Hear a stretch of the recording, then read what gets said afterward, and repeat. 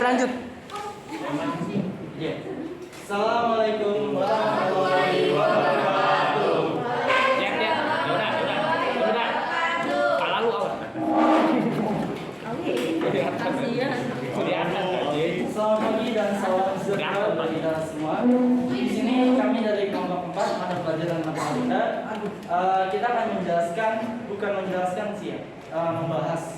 membahas tentang determinan dan inverse sebuah matriks. Sebelum itu kita kenalan dulu ya. Untuk saya sendiri, Febden Jaya.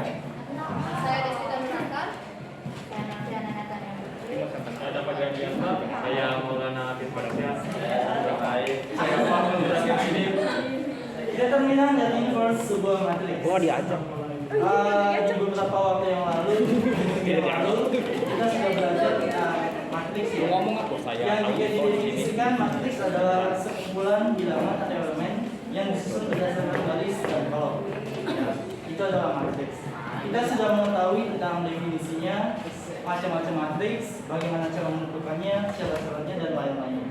Dan sekarang kita masih membahas di materi yang sama tentang matriks. Kita membahas tentang determinan dan inverse sebuah matriks.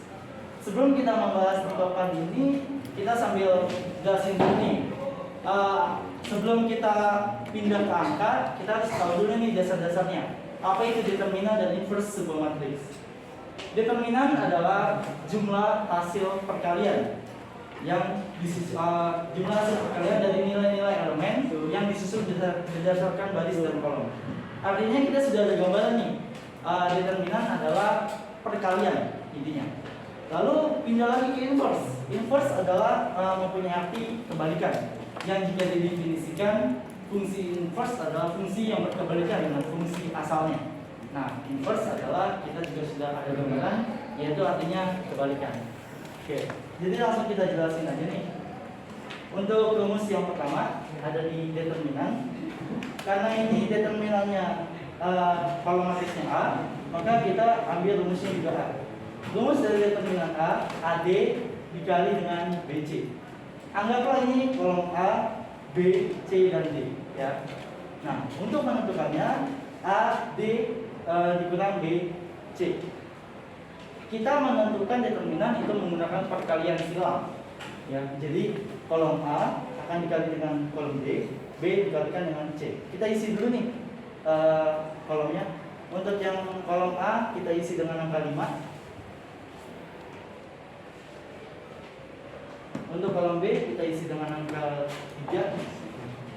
Untuk kolom C kita isi dengan angka 6. Dan D-nya angka 4. Sekarang kita langsung ke perkalian silangnya ya.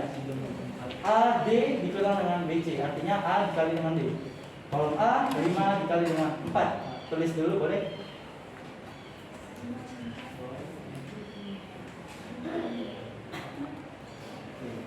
Dikurang, kita masih ke rumusnya, dikurang. Kolom B dikali dengan kolom C, 3 dikali dengan 6. Oke, boleh tulis sama temannya. 5 dikali 4 berapa? 10.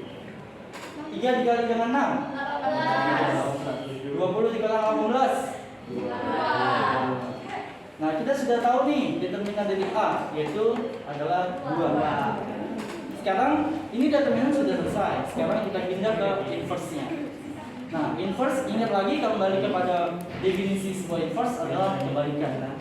Nah, kita tulis dulu aja nih untuk rumusnya. Iya.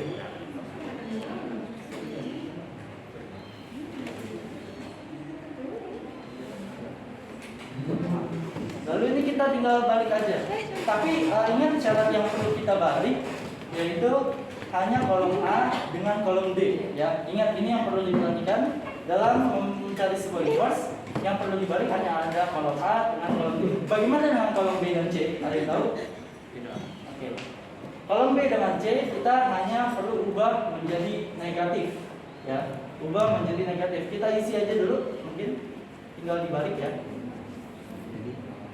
4 ini hasil dari balikan dari 5 dan 4. 3 3 menjadi minus 3 dan 6 menjadi minus 6. Oke, ini kita sudah ketahui nih inverse sebuah matriksnya. Ya.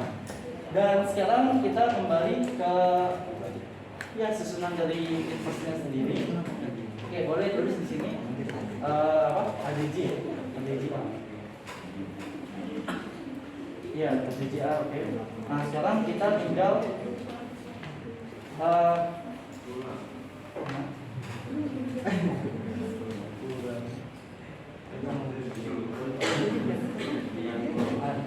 rumusnya masih di sini aja dulu.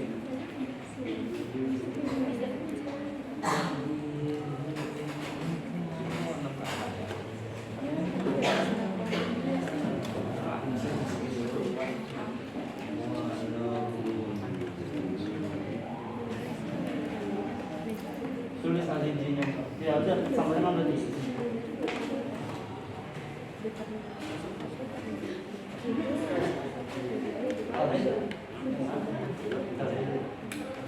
Nah, kenapa bisa ini 1/2? Sesuai dengan rumus sebuah inverse, yaitu dikatakan 1 per determinan A.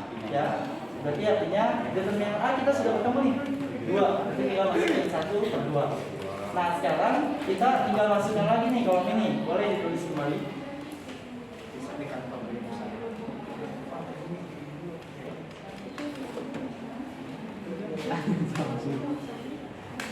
Nah, sekarang kita tinggal hitung dari hasil inverse-nya ini. 1/2 akan dikalikan dengan kolom-kolom yang ada di sini.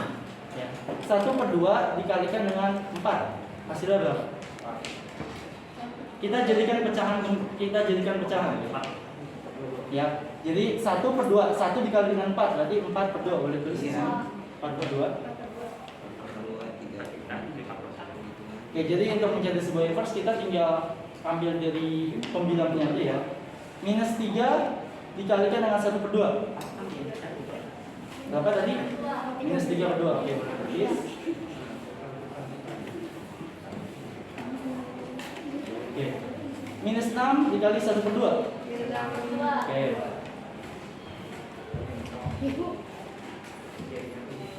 Dan terakhir 5 kali 1/2. 5/2. Oke, ini kita tidak jauh-jauh dari pecahan ya. Setelah dari sebuah pecahan, bagaimana kita menghasilkan nilai sekecil mungkin. Artinya kita harus apa? Menyederhanakan. Lebih tepatnya, kan membagi tapi menyederhanakan. Oke. Jadi untuk menyederhanakan kita ubah ke bilangan bulat. Yang bisa disederhanakan silakan, yang tidak juga tidak apa-apa. Oke, 4/2, 4 dibagi 2. Oke, boleh 2. Oke. Minus 3/2 bisa dibagi apa enggak? Kenapa? Ayo, kita lihat kenapa? Bukan yang bisa gitu, tapi 3 itu termasuk adalah bilangan prima. Bilangan prima adalah bilangan yang tidak bisa dibagi atau yang habis. Jadi kita tulis kembali. Kalau misalkan kita nggak bisa baginya, langsung aja kita tulis lagi. Oke, lanjut. Minus 6/2 bisa dibagi nggak? Berapa? 3. Oke. Iya lah. Ngapet takut. Dan yang terakhir 5/2 bisa dibagi nggak? Kenapa?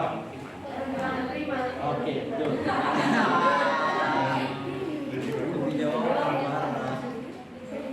Nah, ini adalah sebuah inverse-nya, kita sudah sama-sama ketahui. Kesimpulan yang kita bisa ambil bahwa determinan dan inverse adalah sesuatu yang berhubungan atau berdekatan. Ketika kita mencari sebuah inverse, kita harus menentukan determinan. Ketika kita ingin mengetahui nilai sebuah inverse, kita juga harus menguasai determinan. Determinan yang salah, inverse-nya akan salah. Pasti banget. Jadi kita harus satu sama lain, kita harus bisa terkoneksi. Oke, mungkin ada yang mau ditanyakan dari presentasi kita. Mungkin ada yang mau nanya tentang, kalau ini kan ordonya 2x2. Ada yang bingung kalau ordonya 3x3? Oke. Kalau ordonya 3x3 sebenarnya sama aja. Cuman kalau ini kan ada 2 item yang kita mesti kalikan. 4 dikali dengan 5, min 3 dikali dengan 6. Ya kan, misalkan dibalik. Kalau misalkan dia ordonya 3x3, berarti kita tinggal gabungkan aja. Misalkan di sini ada 1 dan 2, berarti 4 dikali 5 dikali 2. Jadi itu itemnya cuma ditambahin aja sih, yang itemnya 2 jadi itemnya 3. Itu perkalian yang berordo 3. Tapi kalau untuk yang berordonya beda seperti 2 kali 2, kalau menurut saya nggak tahu kalau menurut Willis, kalau menurut saya nggak bisa, karena kalau perkalian silang ya pasti ada angka yang tinggal yang nggak ikut dikali. Mungkin seperti itu. Mungkin itu saja ya. Maaf bila mana ada kekeliruan, nanti bisa digunakan oleh Willis. Kesempurnaan bukan milik kami, kesempurnaan hanya milik Tuhan. Kami akhiri film mohon maaf, sekian dan terima kasih. See you next time. Wassalamualaikum warahmatullahi wabarakatuh.